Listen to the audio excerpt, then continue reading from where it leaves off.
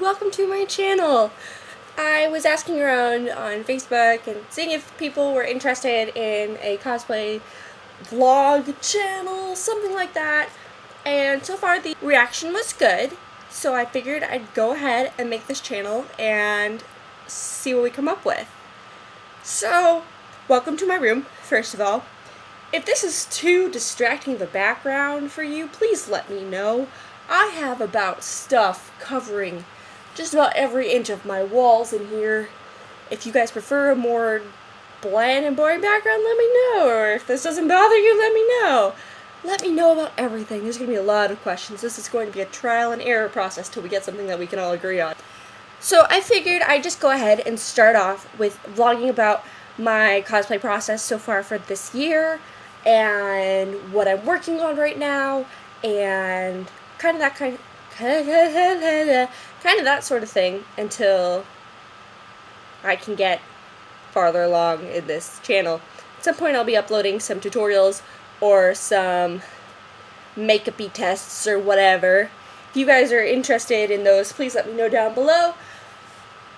So let's get started. I am cosplaying this year at ASEN 2 rather large cosplays and 1 smaller cosplay. Usually I end up bringing 7 to 9 costumes to this convention because this is the convention that I really go all out in. And every year I'm always trying to outdo myself. But this year I'm only bringing 3 because 2 of them are just so large and I really want to do a good job on them, and I want to have a good consistency of my work on all of my costumes. I don't want it to be like, oh, well, this one's half finished and this other one I never built the pants for. I don't know. I'm kind of stressing because I really want to finish in time. I have until May, but it's February now, and while that's like 3 months, it really doesn't seem like enough time. Actually, just saying, oh, you have 3 months right now is kind of freaking me out, so we're going to go ahead and move on. For those of you wondering what cosplays I'm doing this year, I'm doing Thranduil from Lord of the Rings, the beautiful elf king of majesty. That is the word I want right there.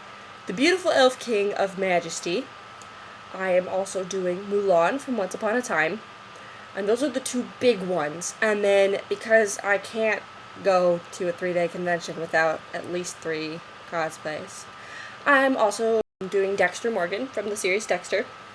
I'm doing Femdex because I just felt like it. Also, I ended up getting a wig in the mail that I wasn't expecting to get, or I ordered a different one, and I got this. The wig that I wanted was sort of curly, like a golden blonde with different colors of gold in it. This was back when I was planning on cosplaying Feely for this year, so it was like a really good, perfect Feely wig, and I was super excited to get it. And then I got a completely different wig instead, and I was really bummed about it for a while. But I finally have found a use for the wig that I got by accident, which is to be Femdexter. So that's super exciting. So yeah, let me show you what I'm working on right now. Mostly I'm just concentrating on Thranduil right now because it's simpler than Mulan, which sounds kind of funny, but Mulan has a lot of details, like very obvious details to her costume, and Thranduil, on the other hand, has details, but they're only like the kind if you like start really looking and you're like, oh, so many details. Actually, they're both about the same amount of complicated. I'm just being, insert bad word here. So yeah, let me show you what I'm working on. This is the first prototype of my crown. I'm using, in this one, just like some regular old wire. This is a pretty big gauge of wire. It's pretty flexible. But I found that this wire, I want to be able to make all the different twigs and stuff. And I'm finding that this wire is not good for basically hooking onto anything. It's being very complicated. So this one is made with a mix of that wire, and this brown one here is actually a florist wire that has been wrapped in like this twiggy looking stuff, and I thought that would give me a pretty cool effect The reason why I'm not entirely happy with this right now is because, well, I was looking at a reference picture and it showed the back of the crown. And at first I was like, oh yeah, that's totally the back of the crown. I can totally do this. Finally, some good pictures that I can work from reference for. And then I get to this point and I started looking at it again and I was like, oh my god, you know what I just did? This is actually being viewed like this. So you look like you're seeing the back of the crown up here, but you're really not, you're looking into it. So then I was like, barg, I don't want to do this anymore. I'm going to just not touch it. So then I was looking at it again today, because I was like, I'm going to try again. I pulled it out, and I started working another base. I've really not gotten that far. I've been playing around with like 2 pieces of wire all day today. I started working on another one. Again, this is the same wire as before. And I was looking at the same picture, and I realized I was right the first time. So this crown is still right. I just don't know if I'm going to end up using it. And the reasons are, I don't want my crown to be too heavy, and this is starting to get a little heavy, and I'm not even done yet. There is a lot of different wires that are wrapped up in here, all kinds of stuff, and I feel like I could probably do a better job if maybe I was working with a thinner gauge of wire. So I'm contemplating experimenting with pipe cleaners. Maybe don't judge me. I need like a thin wire that'll do what I want.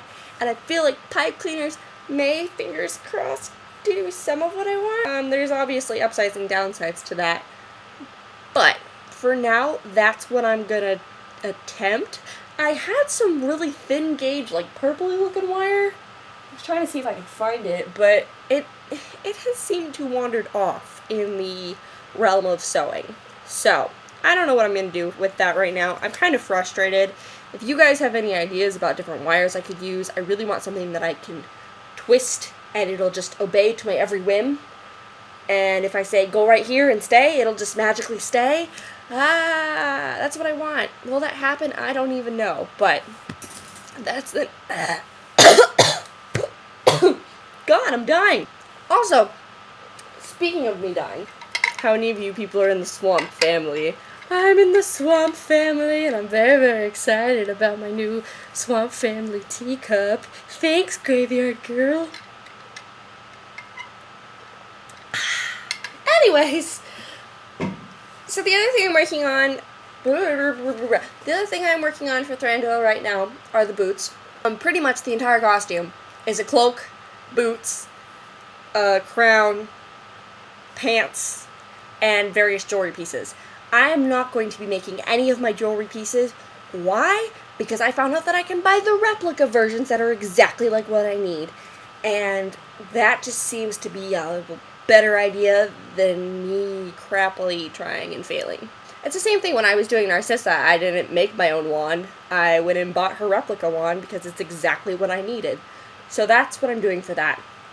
I'm waiting for my fabric swatches to come in for Thranduil, but they haven't come in yet. I tried contacting the seller yesterday or today, one of the two, to see what's going on, and I haven't really heard back. But like I said, the other thing that I'm working on right now are my shoes. My shoes are beautiful. They look like this. I've painted the bottom half so far. I'll show you detail in a minute.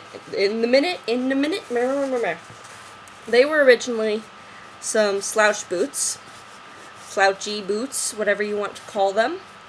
They had a bunch of fringe on the side as well, and I bought them because I wanted to try and become the same height as Lee Pace if I could, which is not something that I do for a majority of my characters.